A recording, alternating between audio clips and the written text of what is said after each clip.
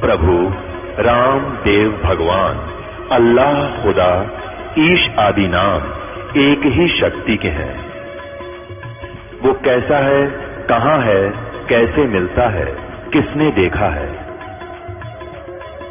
ये प्रश्नवाचक चिन्ह पूर्ण रूप से हटाने के लिए अवश्य सुनिए जगत गुरु तत्वदर्शी संत रामपाल जी महाराज के अमृत वचन सर्व पवित्र धर्मों के पवित्र शास्त्रों के आधार पर।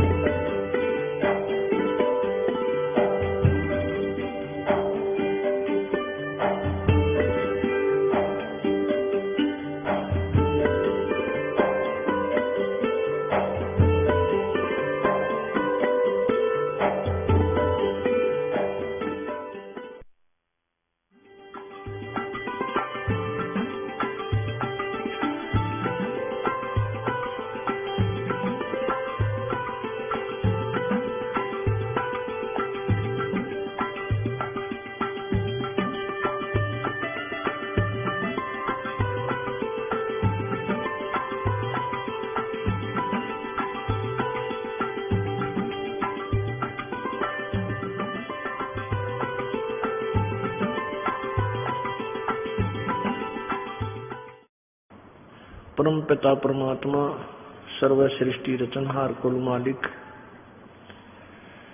कबीर देव कबीर साहब अल्लाहू अकबर, ये वही परमात्मा है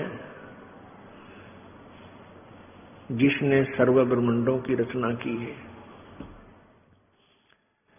उस परमेश्वर का नाम कबीर है जो उसी नाम से युक्त वो परमात्मा कलयुग में प्रकट होते हैं। वो परमात्मा काशी शहर भारतवर्ष की पवित्र धरातल पर धरती पर सन 1398 संवत 1455 को ज्येष्ठ सुदी पूर्णमासी के दिन सतलोक से चलकर आए, एक शिशु रूप धारण किया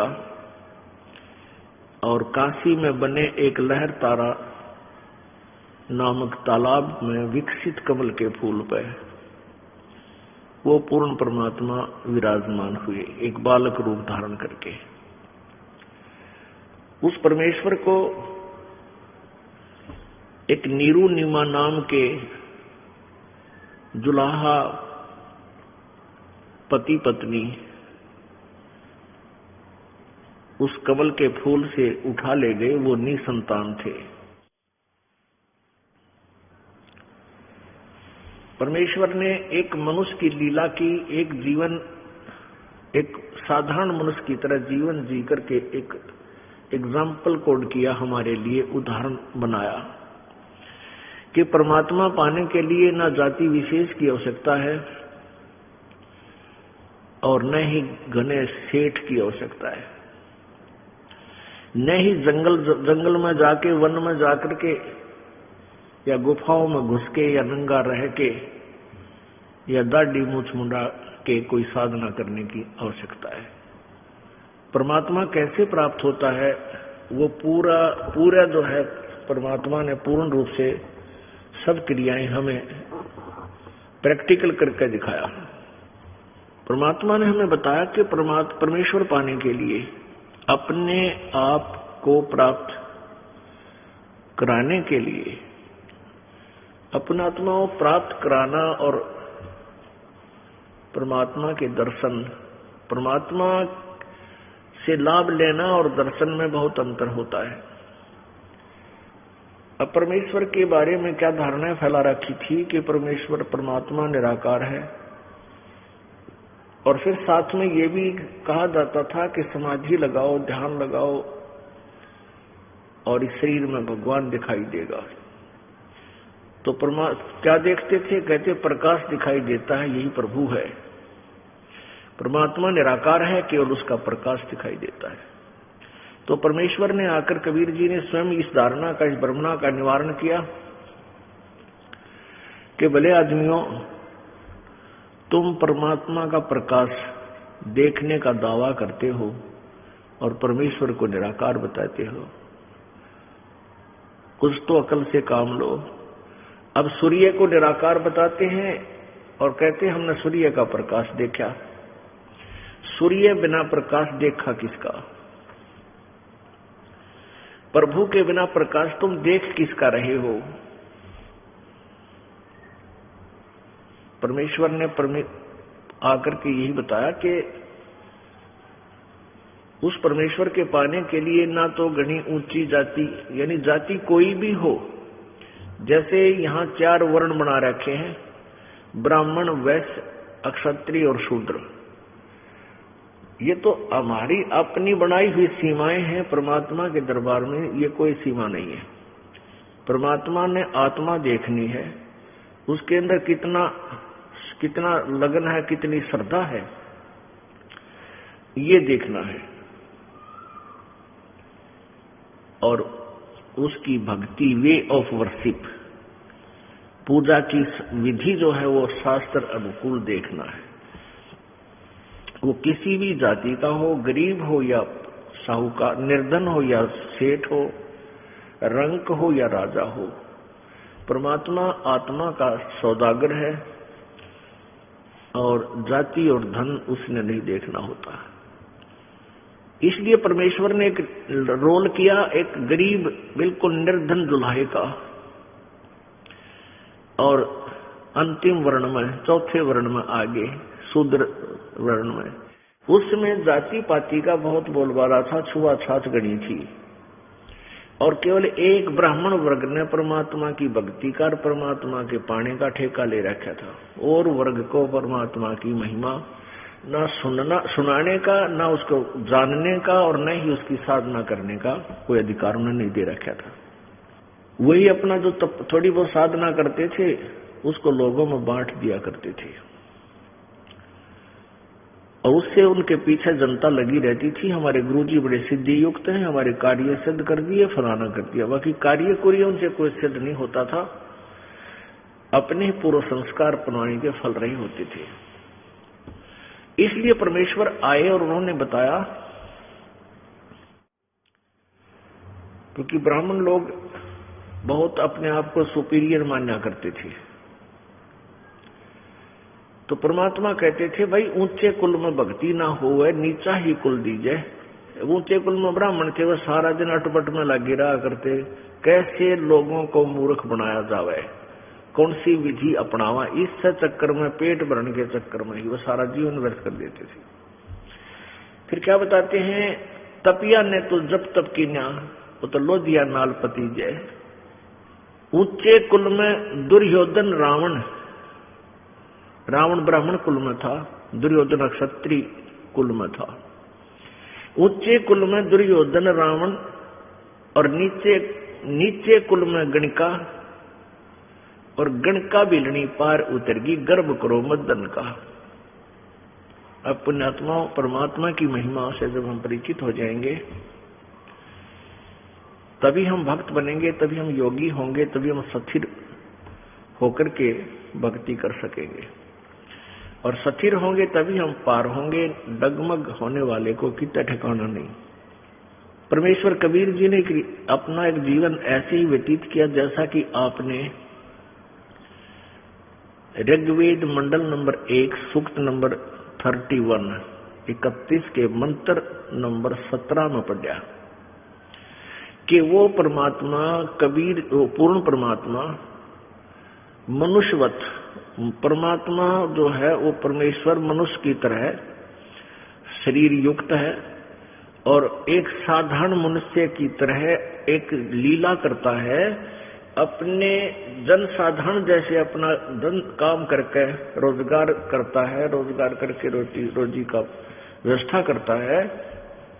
वो परमात्मा प्रत्येक युग में ऐसे एक लीला करता है, अपने काम जन साधारण व्यक्ति की तरह सारे काम करता है। तो उसमें ये कहा गया कि हे परमात्मा, एक बार फिर उसी तरह आओ जैसे आप पहले आते रहे हो, और हमें ज्ञान बताओ। परमेश्वर ने कहा था वेद हमारा भेद है, मैं ना वेदन के माही, और जौन वेद से मैं मिलूं ये वेद जानते नहीं। परमात्मा कबीर जी कहा करते थे कि ये वेद मेरा ही भेद है, मेरी ही महिमा ये चारों वेद गा रहे हैं, सुना रहे हैं। परमात्मा ये करता है, परमात्मा ये करता है, परमात्मा ऐसी लीला करता है, लेकिन मेरे पाने की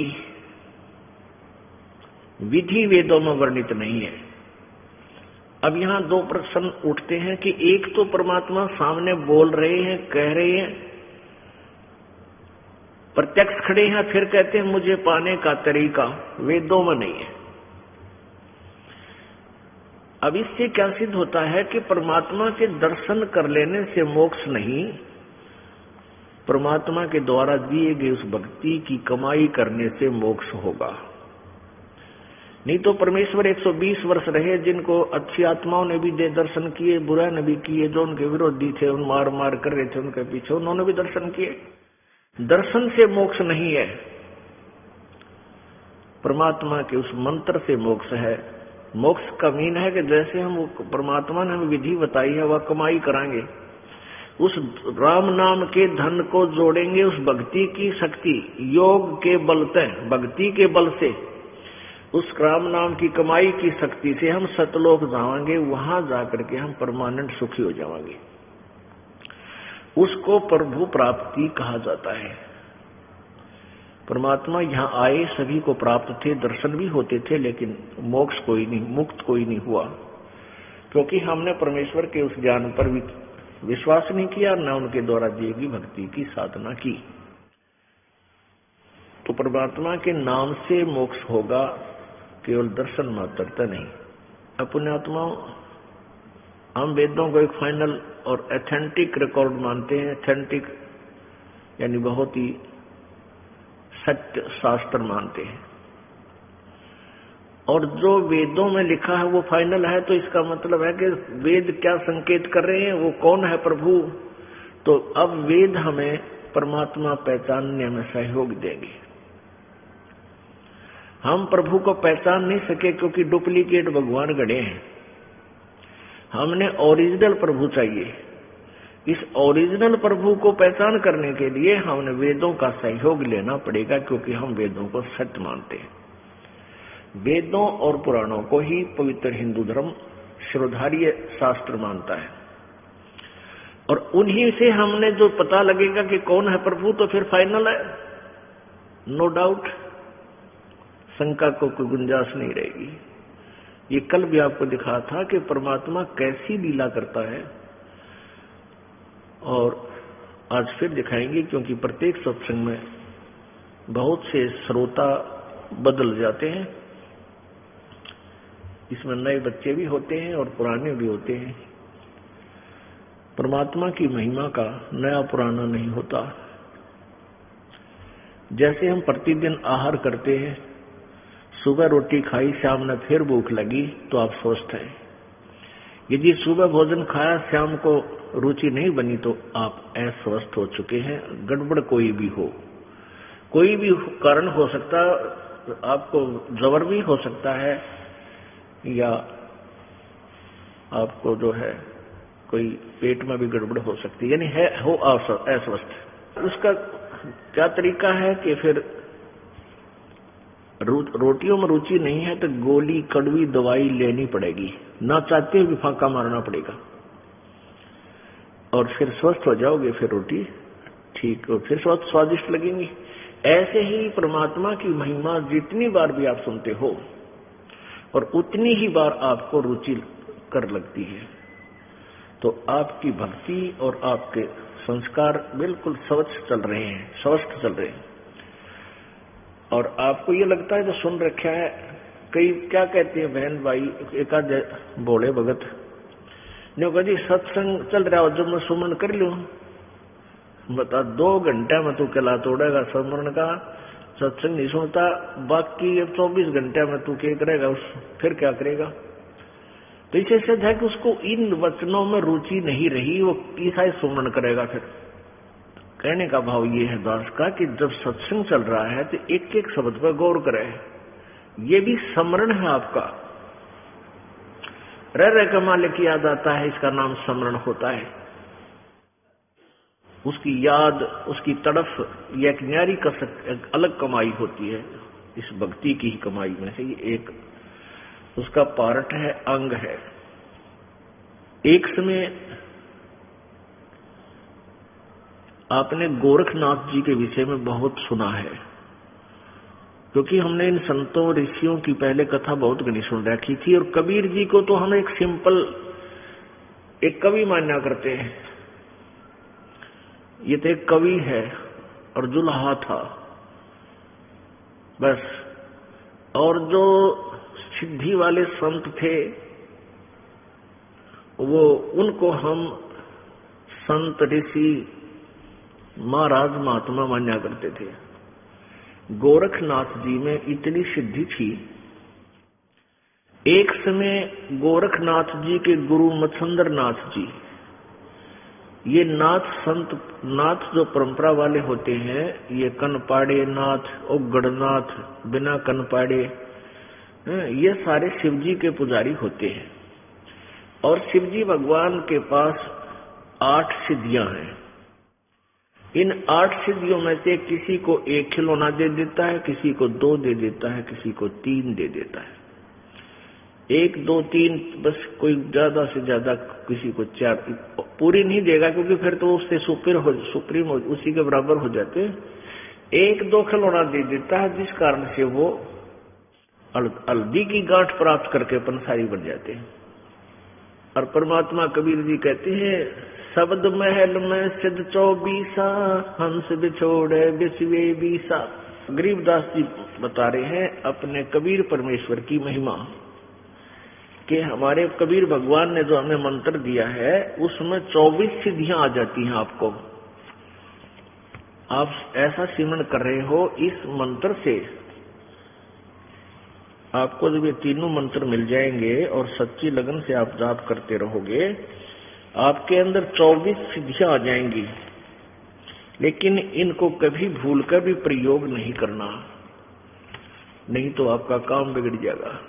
क्योंकि फिर आपकी प्रभुता बन जाएगी, लोग आपके पीछे पीछे घूमने लग जाएंगे, आप झाड़े लाने लग जाओगे, किसी को आशीर्वाद, किसी को बद्दुआ, और अपने सारी कमाई को यही नाश करके चले जाओगे।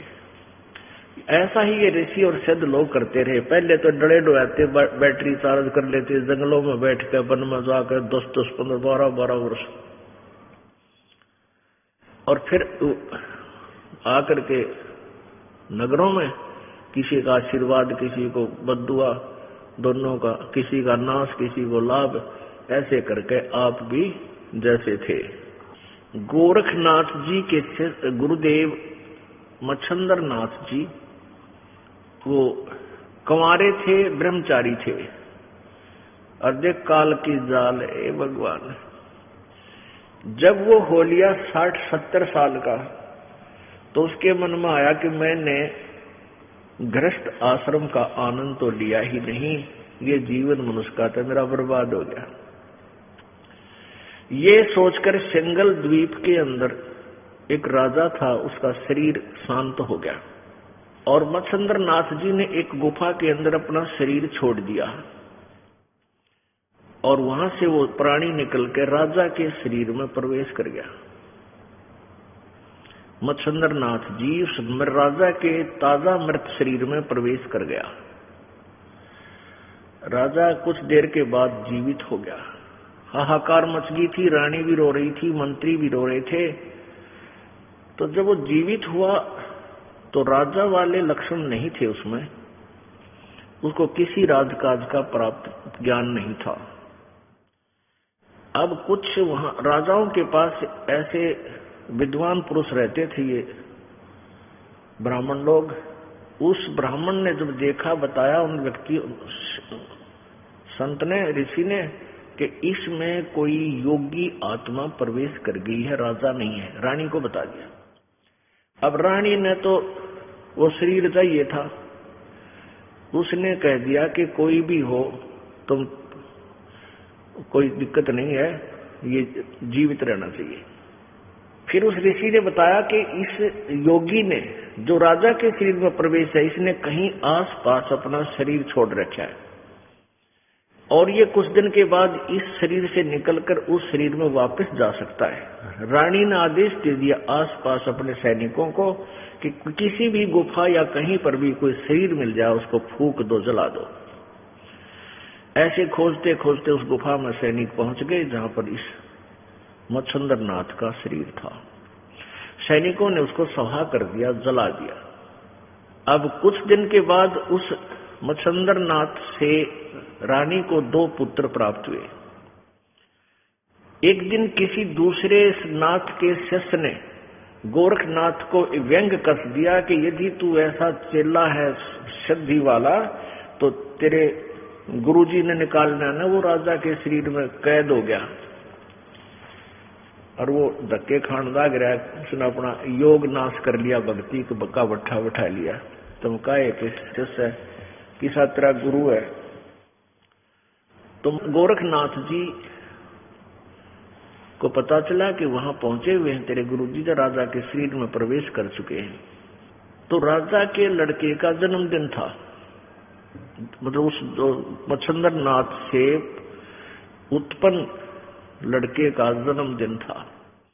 और दूसरे शहर से, दूसरे नगर से एक गाने बजाने की पार्टी आ रही थी। उस दिन साज खूब अच्छा नाचना गाना कर रखा था और वो सुप्रसिद्ध पार्टी थी गाने बजाने वाली। उसको विशेष रूप से राजा ने बुलवाया था। रानी ने क्या कर रखा था कि शहर में कोई भी योगी नहीं आ जा। वो जो ऋषि, उसके राजा का जो गुरु था, रानी को बताया उसने कि ये मच्छंदर नाथ योगी है और इसका शिष्य गोरखनाथ बहुत बड़ा सिद्धि युक्त है, वो कभी भी इसको निकाल कर ले जा सकता है। तो रानी ने चारों तरफ सीमा पर, पूरी अपने शहर की सीमा पर चारों तरफ बाउंड्री करवा दी। सिंगल 2 गेट छोड़ रखे थे। उन सब गेटों के ऊपर विशेष पहरेदार लगा दिए थे। कोई भी संत साधु इसमें प्रवेश नहीं कर गया, नगरी में नहीं आवे। तो गोरखनाथ जी ने कई बार चेष्टा की तो वो नहीं प्रवेश कर सका। उस पार्टी में, मंडली के अंदर वो मंडली आ रही थी उस नगर में। गोरखनाथ जी ने पूछा भी कहाँ जा रहे हो? उन्होंने बताया कि राजा का ऐसे ऐसे लड़के का जन्मदिन है और हम आमंत्रित हैं, हम वहाँ ढोलक ढालक बजाने जावे, गाने गुने गावांगे। अब गोरखनाथ ने सोचा भाई अब ये तरीका बनेगा वहां प्रवेश करने का। अब गोरखनाथ जी ने अपनी सिद्धि से उनके एक ढोलक बजाने वाला होता है, वो तबले से वो तबले बजाया करे, कट कट कट कट, उसके दस्त लगा दिए अपनी सिद्धि से। और उसके इतने दस्त लग गए कि 5-5 मिनट में वो फ्रेश होने जान लग गया। अब वो बिल्कुल शहर के पास आए हुए थे मंडली। उनके मुखिया ने सोचा भाई आज बात बिगड़ेगी और कोई नया यदि हम रखेंगे तो ताल में ताल नहीं मिलेगी और राजा का काम से मनमाना सजा दे दे। यह तो बहुत बात बिगड़ी एंड टाइम पे। तो गोरखनाथ बोला भाई क्यों चिंतित हो तुम मंडली वाले हो? वो मुखिया बोला उनका कि महाराज जी बात यूं है कि हमारा ये ढोलकी है जो है ना, ये तबले बजानी है का दोस्त लाग गया। तो गोरखनाथ जी बोला भाई तबला तो मैं भी बहुत बढ़िया बजाए दूं, अग बजा के दिखा। ये उसने लाजी ताल, उनको फिट बैठ की बिल्कुल सही मिल गया, भला हो भगवान तेरा। तो उसको लेकर वो आगे। अब वहां जब वो गाना गाने लगे, मच्छंदर नाथ बैठा उस राजा के शरीर में, रानी बैठी आसन पे, दोनों बच्चे गोदी में। अब वो ढोलकी बजावे, जाग मच्छंदर जाग, गोरख आ गया जाग मच्छंदर जाग। ये वो अंदर तो थी उसमें वो आत्मा तो वही थी, वो फड़क्या। तो उनकी नजर में नजर मिली। अब मच्छंदर ने कहा, यानी राजा ने कहा कि ये ढोलकी वाला बहुत अच्छा आदमी, इसको यही रख लो। वो वहीं रख लिया। तो मच्छंदर ने उन दोनों बच्चों की सेवा की ड्यूटी ला दी कि तुम बड़का की सेवा करा कर, बच्चे खिलाया कर। गोरखनाथ अपने शिष्य थे। अब गोरखनाथ जी उन बच्चों को खिलाता है दोनों को, और रह कर उनको समझाता अपने गुरुजी को, गुरुजी चलो यहां से, आप कहां फंस कर बैठ गए, अपनी भक्ति करेंगे, निकलो यहां से। न कहे गोरखनाथ बकवाद मत करे, तू मेरी ड्यूटी जो मैंने आदेश दे दिया तू बच्चे खिलाता रहा, बस जी आ रहा है। अब उसने सोची गोरखनाथ ने, बाबा गुरुजी तो मेरा भाई गया काम पे तो उन बच्चा के सिद्धि तेन दोस्त ला दिए गोरखनाथ ने। एक ने टट्टी हुआ के लावे तो दूसरा चार पावे, दूसरे ने फरस करके लावे तो दूसरा हो जा। गोरखनाथ बोला रहा तू इन्हें ढंग से झटका लिया, वो दोनों ने पकड़ लेगा गोरखनाथ, और चोटी पकड़ के सिद्धि ते नो झटका दी। वो खाल लटकाए लावे, वो अंदर का सामान बाहर उड़े पड़ा रह गया। वो दोनों की खाल सिद्धि से, एक सिद्धि ऐसी शक्ति होती है वो कुछ भी किसी प्रकार का ऑपरेशन कर सकती है। दोनों की वो खाल खाल लटकाए लावे, चोटी जैसे सांप कांचली छोड़ दिया करे, और दोनों बच्चे बड़े बाहर पड़े, कवर रहित कवर नहीं था उन पर। अब मच्छंद्रनाथ बोला रत्न नाश कर दिया निकम्मे, मेरे बेटे मार दिए। तो बोला आपने तो कहा था झड़का लिया, नहीं झड़का लिया, देखो खाली कर लिया। तो बहुत लाल पीला होया। गोरखनाथ ने कहा कि भगवान आप किस काम आए थे यहाँ पर? मैंने तो तेरी 2 ही बूंद नाश करी है, तेने रोज कितना नाश कर लिया अपना पता है? एकदम योगी था और कुछ पिछले संस्कार अच्छे थे। तुरंत ने बोला भाई क्या करूं, निकल इसमें, मेरे अपने निकला जाता, मैं तो फ्यूज हो लिया, मेरी सिद्धि शादी कुछ ना रह रही। तब गोरखनाथ जी ने अपनी सिद्धि से वो शरीर शांत कर दिया। अब शरीर शांत कर दिया, शरीर शांत करने से पहले बोला मेरा ये दौड़ा ठा लियो तुम। उस थैले में उसने सोने की डाल रखी थी। मच्छंद्रनाथ ने चल ध्यान ले चलूंगा, अगर भंडारा में काम आऊंगी। सोने की ईटा थी इतनी मोटी मोटी, 3-4 ले रहा था सोना, यानी किलो पक्का। गोरखनाथ ने जब तक ठा लिया, आगे जाके देखा कि उसने बताया था कि उस गुफा में मेरा शरीर है, उसमें प्रवेश करूंगा। वो शरीर पाया नहीं।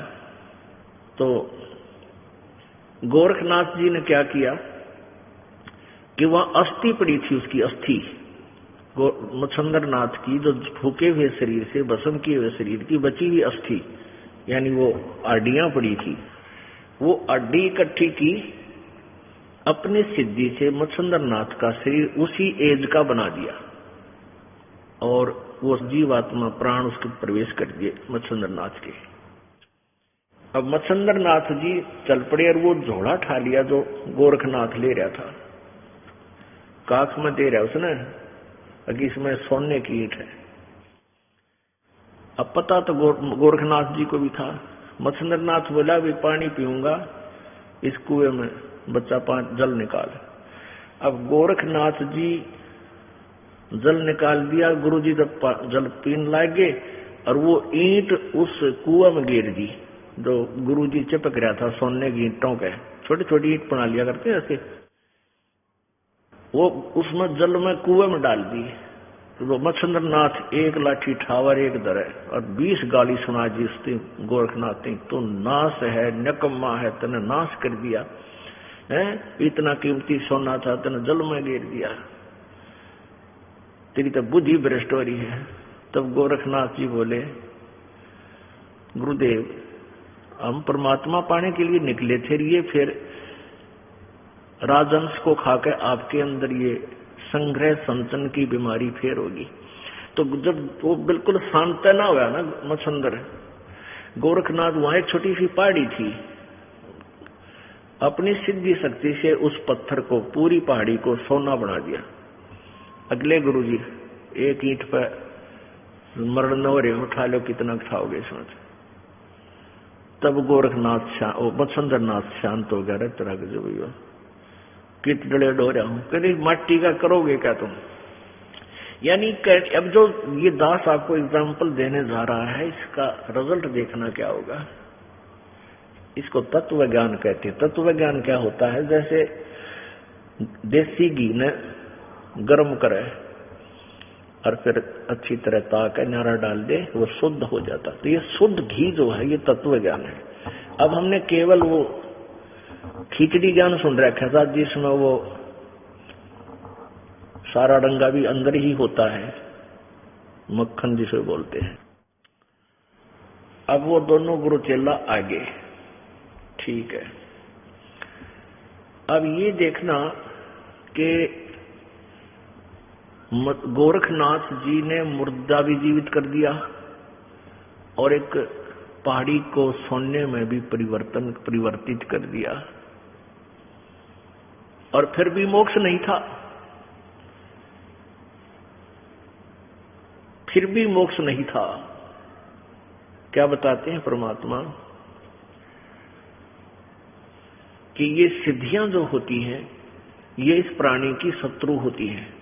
इन सिद्धियों के कारण इसमें प्रभुता आ जाती है, दुनिया नमस्कार करती है, उसके चारों तरफ मंडरा जाती है और फिर वो प्रभु बन जाता है।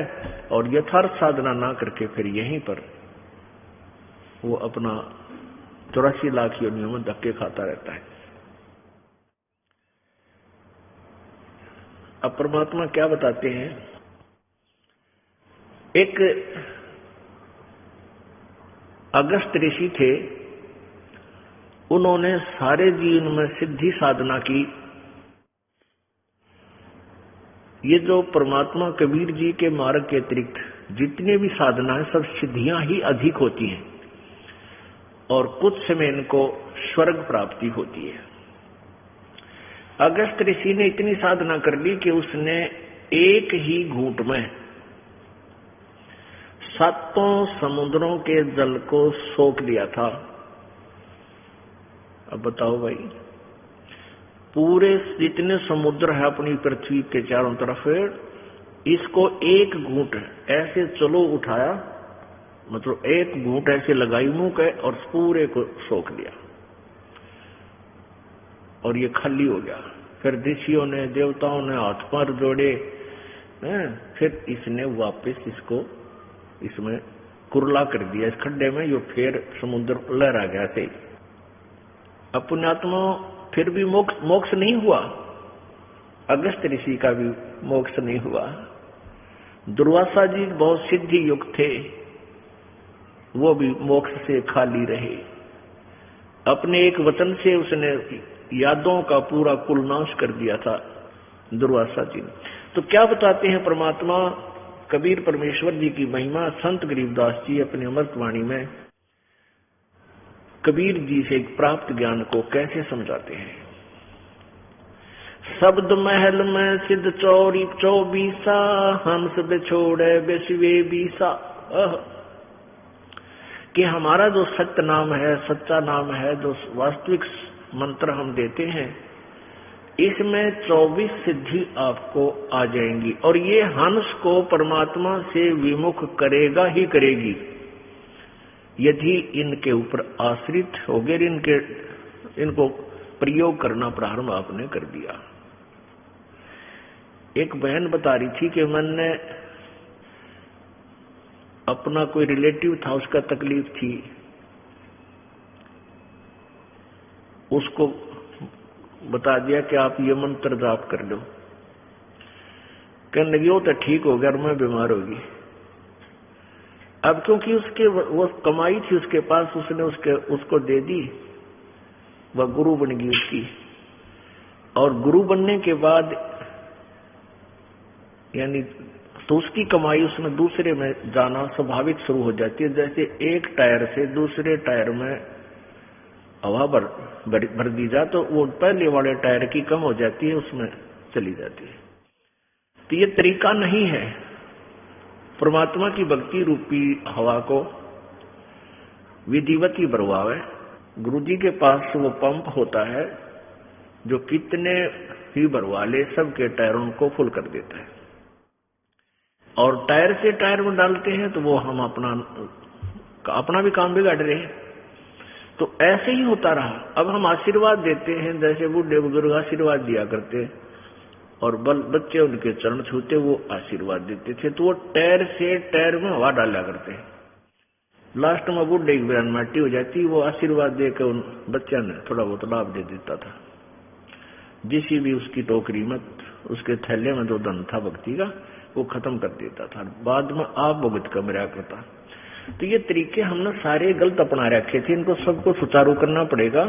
भले ही एक बार आपको थोड़ा कठिनाई का सामना करना पड़ेगा, क्योंकि समाज सारा ही विपरीत दिशा में जा रहा है, तो हमने इसको सुचारू करने में इन कठिनाइयों को भी झेलना ही पड़ेगा। शब्द महल में सिद्ध 24 हंस बिछोड़े विश्वे बीसा। विश्वे बीसा माने पक्कम पक्का, और इस जीव को ये परमात्मा से दूर करता है, ये सिद्धि 24। एक सिद्धि सुरदेव मिलावे, एक सिद्धि मन व्यक्ति बतावे, एक सिद्धि हो पौन स्वरूपी, एक सिद्धि होवे अनुरूपी, एक सिद्धि निस्वासर जागे, एक सिद्धि सेवक हो आगे, एक सिद्धि सुरगापुर जावे, एक सिद्धि जो सब गट छावे,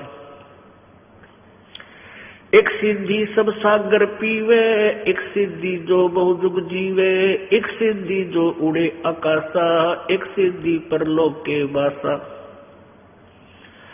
एक सिद्धि कष्ट तन जारा, एक सिद्धि तन हंस नियारा, एक सिद्धि जल डूब न जाई, एक सिद्धि जल पैर न लाई, एक सिद्धि बहु चोले धारे, एक सिद्धि नितत्व विचारे, एक सिद्धि पांचों तत् नीरम, एक सिद्धि जो बज्र शरीरम, एक सिद्धि पीवे ना खाई, एक सिद्धि जो गुप्त छिपाई, एक सिद्धि जो ब्रह्मांड चलावे, एक सिद्धि सब नाद मिलावे, एता खेल खिलारी खेले, सो हम हंसा प्रगट वेले, 24 को ना मन चावे, सो हंसा शब्द अतीत कहावे, प्रसिद्धि पूर्ण पटरानी, सत्यलोक की कहूँ निशानी, सत्यलोक सुख सागर पाया, सतगुरु भेद कबीर लखाया, परमहंस देखो परवाना, जन कहता दास गरीब दीवाना।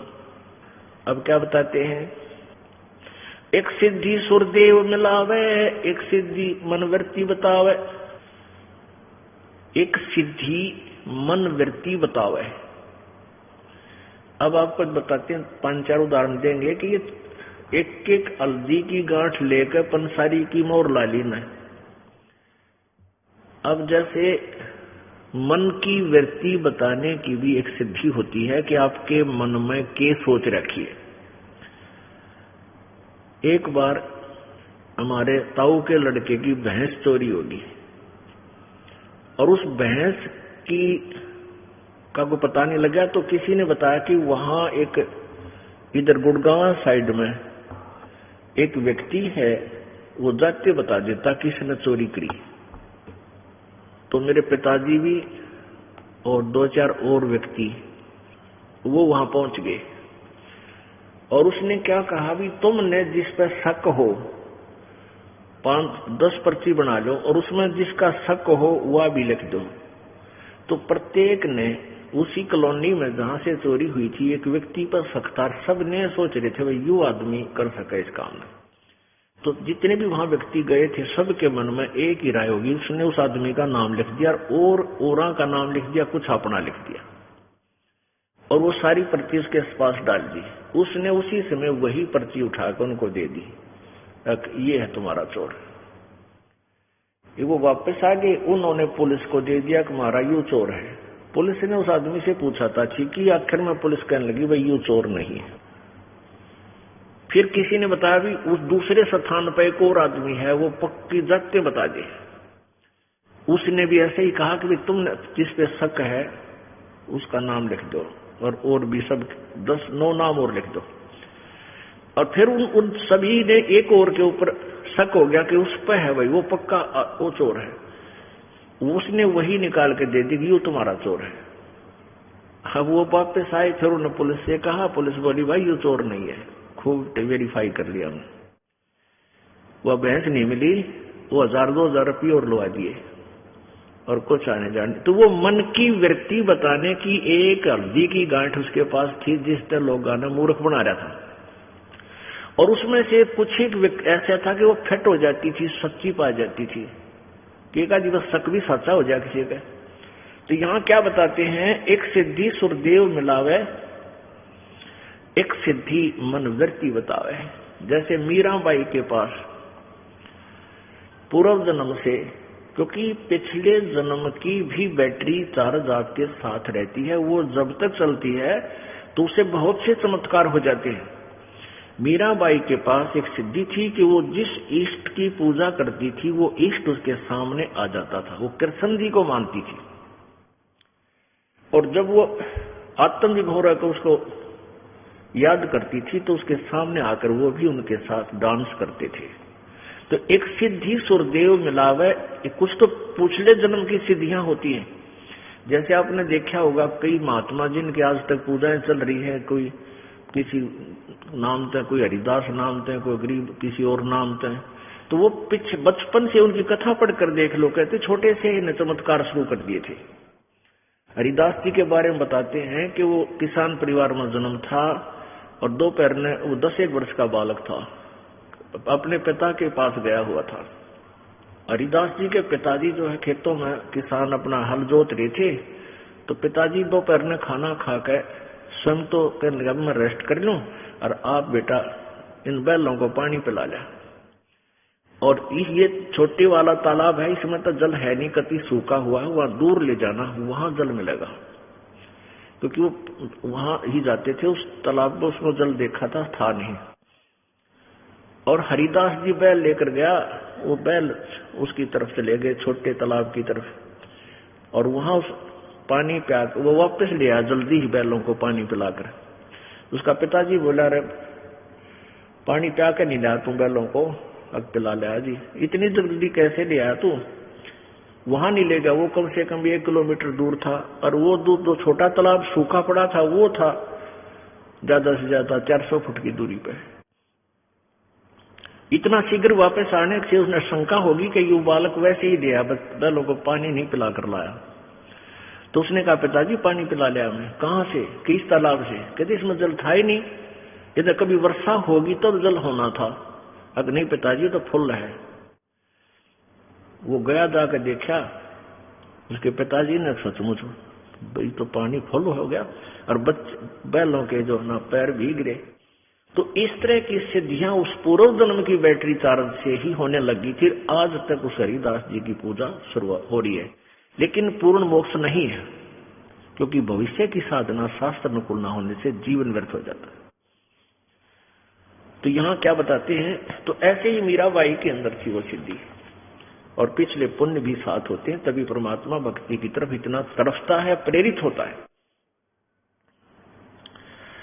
एक सिद्धि सुरदेव मिलावे, एक सिद्धि मन वृत्ति बतावे, एक सिद्धि हो पवन स्वरूपी, एक सिद्धि हो अनुरूपी, एक सिद्धि निस्वासर जागे, एक सिद्धि सेवक हो आगे।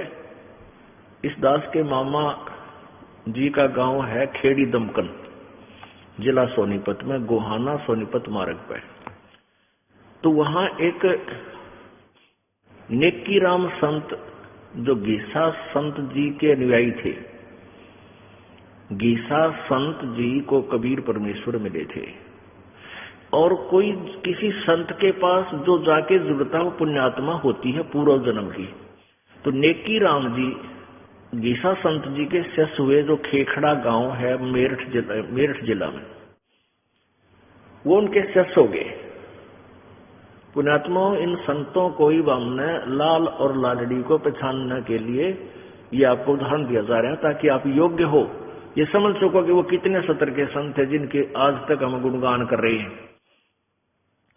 तो गीसा संत जी के 2 विशेष शिष्य हुए, एक तो जीतादास जी जो उनका मतलब आज्ञाकारी था, जैसे वो बताते थे वैसे ही किया करता था, और नेकी राम जी में पिछले संस्कार का जो संस्कार का डंगा था वो भी साथ रखा, और कहीं भी बैठ जाता वो तप कर अपनी हठ योग से समाधिस्थ हो जाता था।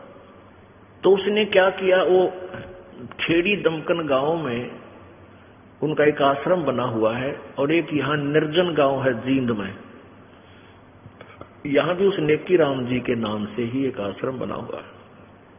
तो वहां क्या बताते थे वो उस गांव खेड़ी दमकन के व्यक्ति, हमारे मामा जी और वो नाना जी कहा करते कि नेकी राम जैसा संत नहीं देखा। वो यहाँ आकर के एक वृक्ष के नीचे बैठ गए थे। बनी होती थी पहले, छोटा जंगल, उसको बनी बोलते थे, जो गांव के चारों तरफ होता था जिसमें, उसके बाद फिर खेत शुरू हो जाते थे। उस बनी में आकर के बैठ गया एक वृक्ष के नीचे, और देखने वाले को संत को परमात्मा का रूप जान करके साधु श्रद्धालु भक्त गांव के जाते हैं। भगतजन जाकर बैठ गए, उनकी सेवा करने लगे। तो एक दिन एक भक्त ने कहा कि अभी महाराज जी तो दिन रात सोता नहीं कभी भी, दिन में तो हमारे से बातचीत करे है, रात में सारी रात जागता है, बैठा रहता है, भजन करता है। तो गांव के लोगों ने गुप्त रूप से छुप के उसकी परीक्षा की, तो देखा, छुप के देखते रहे, 15 दिन तक वो सोया नहीं, दिन रात जाग्या करता। और स्वस्थ 1 महीना हो गया, 2 महीने तक वो ऐसे नहीं सोया। तो पूरा गांव उसके ऊपर डिवोट हो गया, समर्पित हो गया। भाई महाराज के चाड़ा पड़ा है, उसको वहीं रख लिया, महाराज जी यहाँ रखो, उससे प्रवचन करो, उसका एक आश्रम गाड़ दिया। और आज तक डड़े ढोरे हैं, किसी के पास खख नहीं, सारे बिरान मटी हो रही। तो ये एक बीमारी थी, इन सिद्धियां के कारण ये प्रसिद्ध हो गए। अब हमने पहचान करनी है कि वो मोक्ष मार्ग कौन सा है जो परमेश्वर ने आके हमें बताया। तो ना तो कबीर जी ने ऐसी क्रियाएं की जो नेकी राम जी करते थे, तो कबीर पंथी कैसे हुए वो? क्योंकि गीसा पंथी भी अपने आप को कबीर पंथी मानते हैं। तो हम पंथी तभी होंगे जब परमात्मा कबीर जी द्वारा बताए गए भक्ति मार्ग को ए से लेकर जेड तक सारे को अपनाएंगे। ए ले लिया फिर बाकी छोड़ दिया, वो पंथ नहीं है, वो मार्ग ठीक नहीं है, वो विधि ठीक नहीं है, तो हमारा मोक्ष नहीं होगा। एक सिद्धि निस्वा सर जागे, एक सिद्धि सेवक हो आगे। अब जैसे एक कथा है कि परमात्मा की भक्ति, हम तो उदाहरण देते हैं, लेकिन इस सिद्धि से भी आप इसका कनेक्शन है। जैसे कई भक्त कहते हैं इस मन ने क्यों कर डाटा, ये तो भूत है, ये कोई न कोई कुबद सोचता ही रहता है। तो संत ने, परमात्मा ने, संतों ने ये बताया है कि इस मन को कैसे रोके। काम हो इतना तक काम करे, ना राम नाम पर लाजे। एक सिद्ध ने अपने चेले से कहा, बेटा ये तू सिद्धि कर ले। उसने वह सिद्धि कर ली। अब होगी तेरी सिद्धि कंप्लीट होगी है, और इसको मेरी अब्सेंस में प्रयोग मत करना। एक बार गुरुजी चले गए सैर सपट्टे न 1-2 दिन के लिए। तो चेला एक दिन तक दुखी हुआ, रोटी राटी खुद बनाई। पहला गुरुजी बनाता था उसकी रोटी, खाना बनाता था, ये मांग कर लाता, आपका बनाता, फिर उस दिन वो आप ही मांग कर लाता, चेला मांग कर लाता था, गुरुजी रोटी बना दिया करता, उन्होंने ऐसे सेवा बांट रखी। अब चेला आप पे लाओ और आप पे बनाओ, दुखी सा हो गया। उसने सोची अब गुरुजी ने कोई सिद्धि कराई थी मेरे, तो उसने प्रयोग करके देखता हूं कि ये सांग है। तो उसने वह सिद्धि को, यानी वह फ्लोपी खोल दी, सीडी खोल ली, वह सिद्धि उसने अपनी खोल ली। तो उसमें क्या हुआ कि एक जंद हो गया खड़ा सामने, एक भूत। और वो कहने लगा, बाबा जी बात सुन ले, या तो मैंने काम बताए रखिए, न तेरी टिटवी दाबूंगा। जय मुझे तूने काम नहीं बताया तो तन्ना मारूंगा। अब वो डर गया भाई, तो कसूता का। वो कहने लगा, जा आटा मांग के ला। वो आटा मांग लिया मिनटों में। फिर कहने लगा, तू अग्नि जला दी, रोटी बना दी। कहने लगा, पानी लिया, पानी भी लिया। फिर बोला, झाड़ू लगा जैक बोल। अब वो मर गया भाई, ये भी कसूता काम हो गया। इतने में गुरुजी आ गया, वो डर बहुत गया कि भी मारेगा तेरे को। वो गुरुजी आ गया तो अब दौड़ के गया और गुरुजी के चरणों में गिर गया और कहने लगा, गुरुजी मुझे बचा लो, क्या हो गया भाई, अब क्यों मारेगा? गुरुजी बोले, निकम्मे मैं तेरे को नाट्या था भाई, मना किया था कि मेरे सामने ही उसको प्रयोग करना, मेरी अब्सेंस में नहीं करना, तूने गलती कर दी। पर एक काम कर, इसको न्यू कह दे, एक लंबा बांस ले आ। उसको कह दिया उसने, जा भाई जंद लंबा बांस ले आ। वो लंबा बांस लिया। फिर गुरुजी बोले इसने न्यू कह जड़ गाड़ दे जमीन में। उसने कहा, तो उसने गाड़ दिया। फिर गुरुजी बोले न्यू कह दे इसने इसके ऊपर चढ़ देगा उतरेगा, उन्हें काम होगा जब तुमने बुला लूंगा ना, यू काम लगा रहे। तो कहने का भाव ये है कि इस मन रूपी भूत ने इस राम नाम के बांस पर चढ़ाना शुरू कर दो। यो परमात्मा ने बांस दे दिया आप तक सिमरन का। जब ये भूत काम से फुर्सत हो, काम करे, इतने काम करे, और फिर इस भूत ने इस राम नाम के बांस पे चढ़ाए रखे, इन्हें नीचे नहीं उतरने देना। यो फिर कोई और को भी सोचेगा ना जाने कि राखी रागनी कंपटीशन में जा बिठा होगा। तो एक सिद्धि सेवक हो आगे। अब वो सिद्धि जो उसने की थी उसका दास बन गया, जो आज्ञा दे वो काम वो करने लग गया। तो ये भी मोक्ष नहीं है। ये एक नौकर अपनी कमाई तो एक नौकर रख लिया, दैट्स ऑल। एक सिद्धि सुर्गापुर जावे, एक सिद्धि सब गठ छावे, एक सिद्धि सब सागर पीवे, एक सिद्धि जो बहु जुग जीवे। एक सिद्धि सुर्गापुर जावे, एक सिद्धि जो उड़े आकाशा, एक सिद्धि परलोक के वासा। आकाश में उड़ जाने की भी एक सिद्धि होती है। बस जो सुखदेव ऋषि के पास थी वो आकाश में उड़ जाता था, पूर्व जन्म की सिद्धि तय, और स्वर्ग में चला जाता था। उसको वहां स्थायी स्थान नहीं मिला। उसको भी आदेश दिया गया विष्णु जी के द्वारा कि वापस जाओ, गुरु बनाओ, और गुरु जी के द्वारा दिए गए भक्ति धन को इकट्ठा करके फिर यहाँ आओ बेटा, ऐसे कोई ना रहने दे तेरे को यहाँ पर। गर्भ योगेश्वर गुरु बिना वो करता हर की सेवे। पूजा भी करता था वो, लेकिन गुरु जी नहीं थे उसके, बिना गुरु के करता था। और पूर्व जन्म से उसमें सिद्धियां भी थी, तो वो अंडी पाक गया, वो पूरा फूल गया कि तेरे जैसा कोई ऋषि नहीं आकाश में उड़ जाता है और भक्ति तो कर ही रहा है, गुरु की आवश्यकता क्या है। तब विष्णु जी ने उसको समझाया, जाके नाम ले राजा जनक से। तो कहने का भाव ये है कि फिर उसने राजा जनक जी से उपदेश लिया, गुरु बनाया, फिर वो स्वर्ग में गया, बैकुंठ में गया। परमेश्वर कबीर जी कहते हैं, गर्भ योगेश्वर गुरु बिना भई लाग करता हर की सेवे। कहे कबीर बैकुंठ से वो फेर दिया सुखदेव। बैकुंठ से स्वर्ग से वापस भेज दिया गया था। राजा जनक को गुरु किया फिर कीनी हर की सेवे। कहे कबीर बैकुंठ में भाई उल्ट मिले सुखदेव। फिर वो स्वर्ग में गए। तो क्या बता रहे हैं परमात्मा, एक सिद्धि जो उड़े आकाशा, आकाश में उड़ जाने की एक सिद्धि होती है। पुण्यात्माओं जैसे आकाश में उड़ गया, केकला टूट गया, क्या हो गया उसे, क्या मोक्ष हो गया। हम उस समय जैसे ही कोई आदमी थोड़ा सा भी 2 फुट ऊपर हो जाए जमीन तो सारा दुनिया कटका मर जाए उसका पाछा, वो हो तो भगता पड़ा है। तो ये तो भाई कति भगवान पा लिया, नहीं।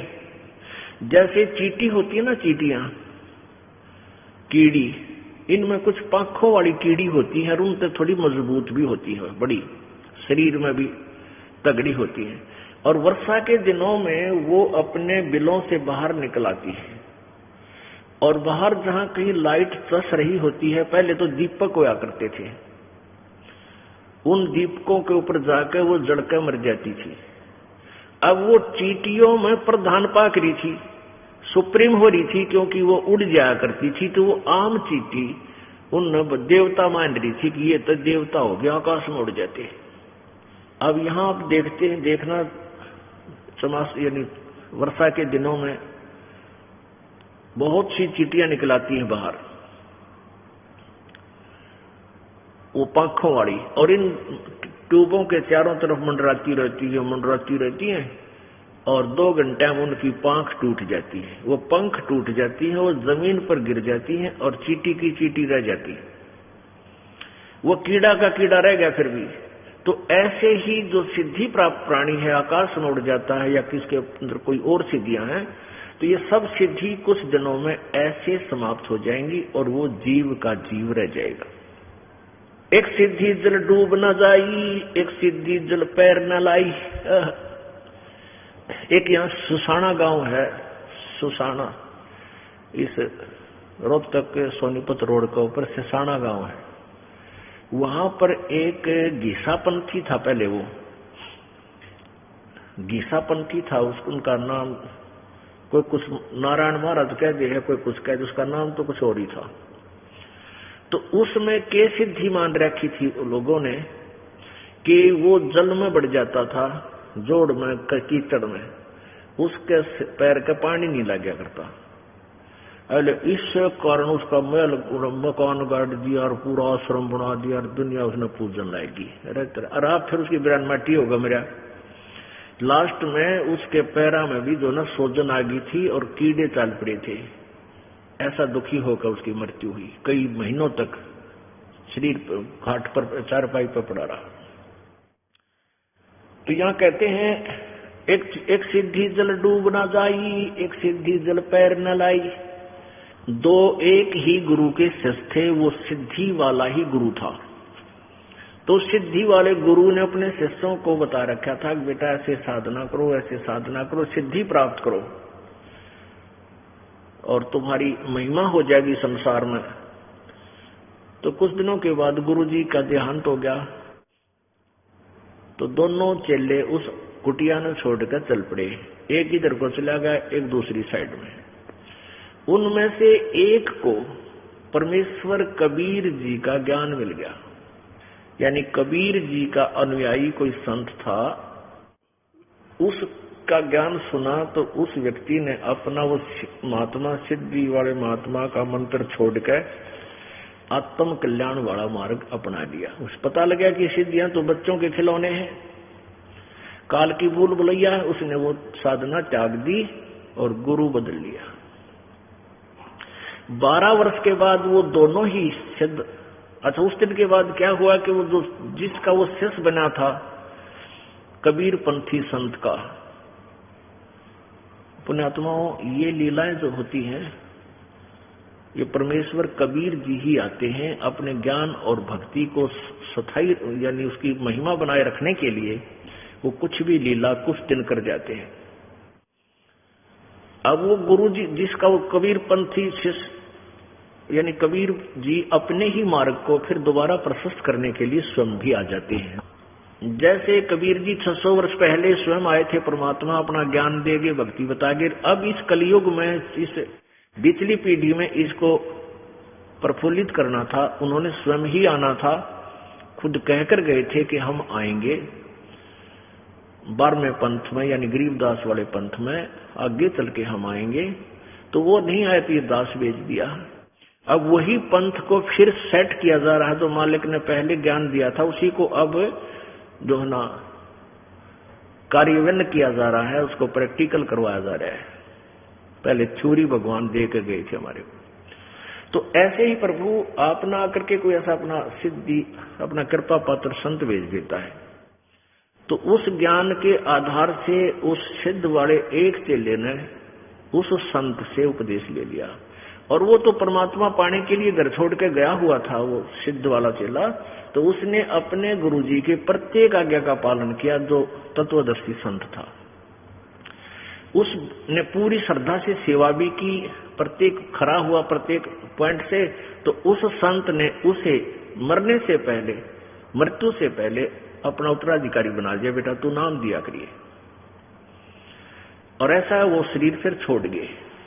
फिर वो चेला वहां से भी वो एक दिन फिर दोनों, वो पहले वाला उसका गुरु भाई जो सिद्ध वाला चेला था और स्वयं, वो कहीं एक समागम था, कोई संतों का मेला सा भर जाता है एक दरिया के ऊपर यानी नदी के ऊपर किनारे पर।